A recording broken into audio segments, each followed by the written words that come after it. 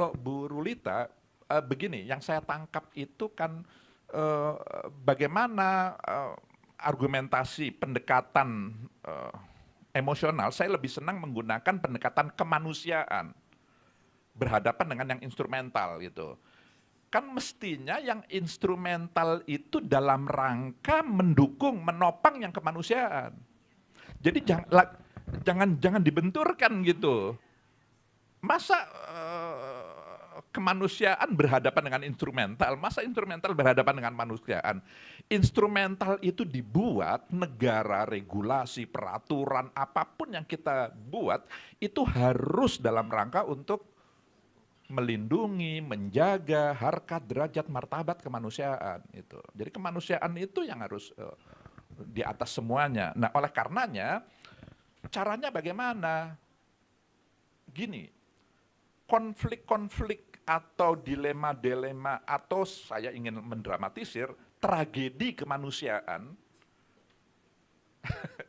yang dilahirkan, yang dihasilkan, yang disebabkan karena perkawinan campur yang itu terjadi kepada anak-anak kita, itu yang mestinya diangkat itu.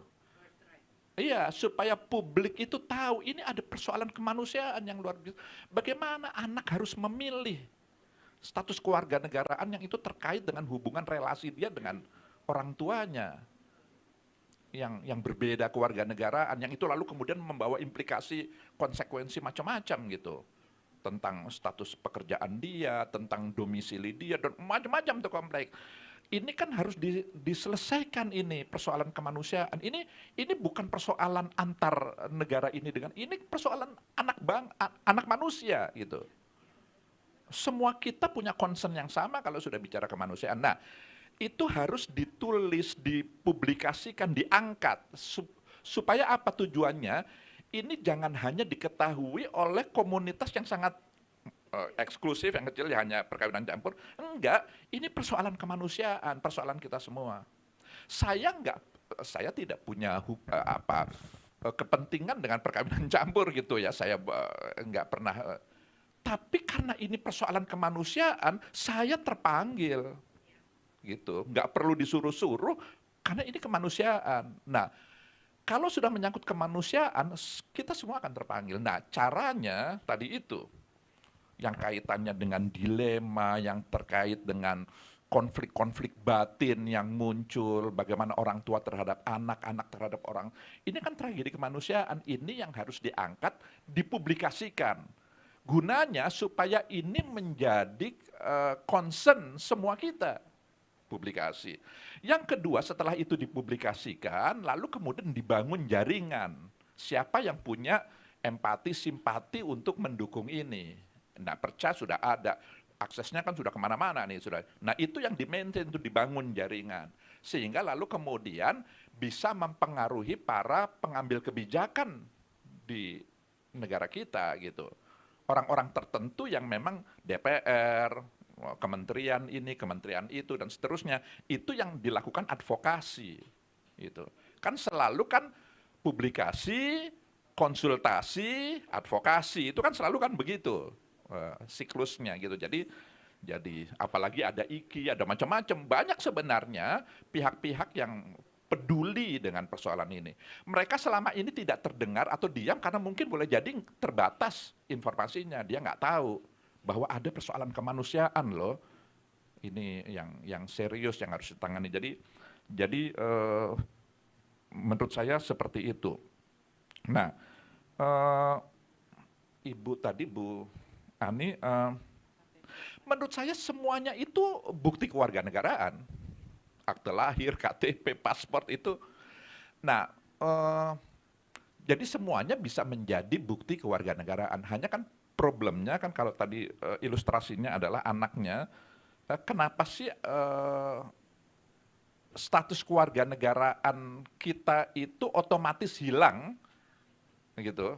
Ya karena itu konsekuensi dari negara kita yang masih menganut single kewarganegaraan.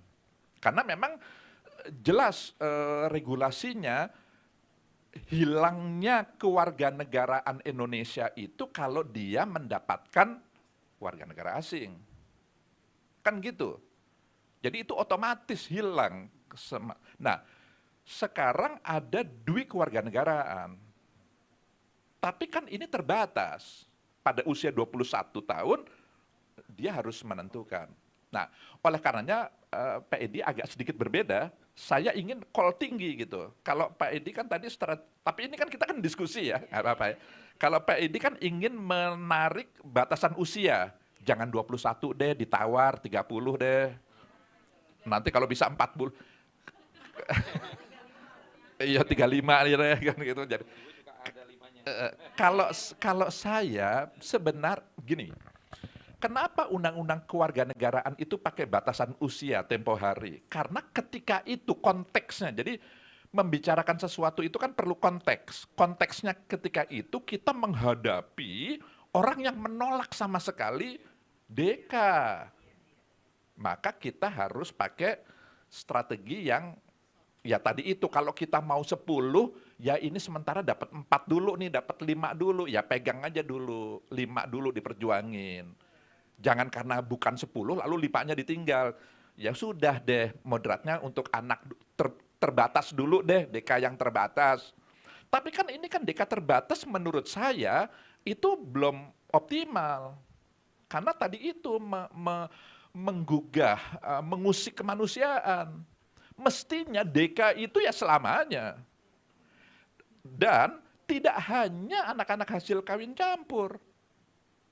Kan karena di luar yang anak-anak kawin campur kan juga banyak yang mengalami persoalan-persoalan. Itu.